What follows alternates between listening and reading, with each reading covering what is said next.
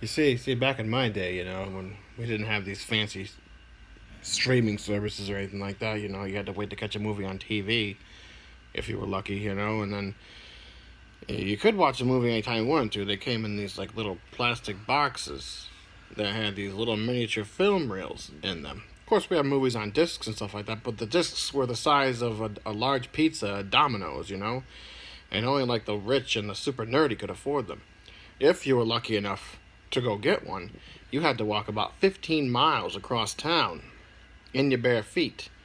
Now, we didn't have fancy energy drinks or your diet colas or anything like that back then, so, the closest thing you got to having anything like that was you got to sneak a drink out of a neighbor's hose whilst they weren't looking.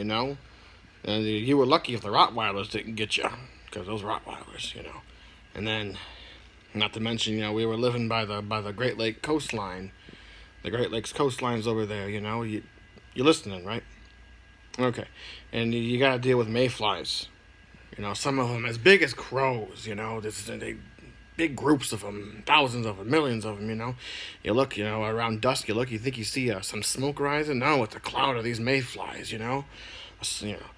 So every once in a while, some poor soul would get caught up in a swarm, and he'd never come out. No one ever see him again. He'd just disappear like that, There'd be no trace. Oh yeah, it was something. And then, they also got to worry about the squirrels, too. They cut brakes. They cut your brakes on your cars. You start your car up, a little squirrel comes out from under it. You